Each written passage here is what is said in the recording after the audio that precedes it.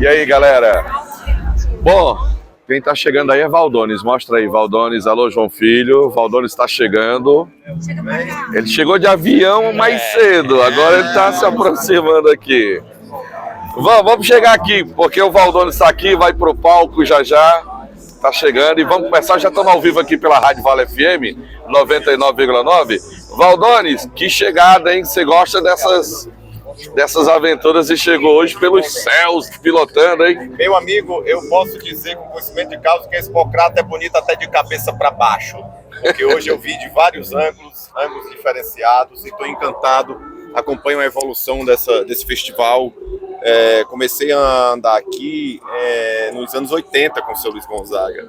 E hoje eu vejo como mudou, como diferenciou. Então, encantado. Tá certo.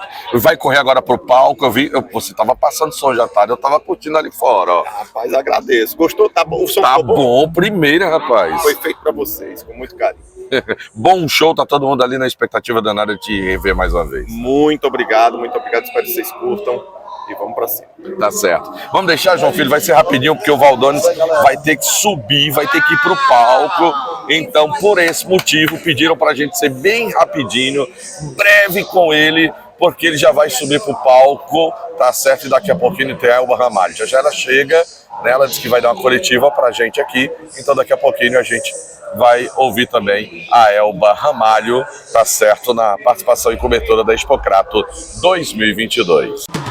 Vale FM, na cobertura da Expocrato 2022. Oferecimento MA Financeira, dinheiro na hora. Ligue 3113-1862. Conheça Top Grill Steakhouse, um novo conceito em carnes no Cariri, Avenida Leão Sampaio. Casa do Eletricista Home Center, porque você merece o melhor. Magno Pedro, empreendimentos imobiliários há mais de 10 anos, liderando o mercado. 3572-2373. Grupo Eluane Galvanoplastia, brutos e folheados, peças brutas de joias e de banhos de semijoias com a melhor qualidade. Madeireira Beira Rio, madeiras em geral, direto do Pará. Cariri da Sorte, um festival de prêmios toda semana. Nagem, modernização e inovação. Nagem no Cariri Shopping. Confira o nosso site, nagem.com.br.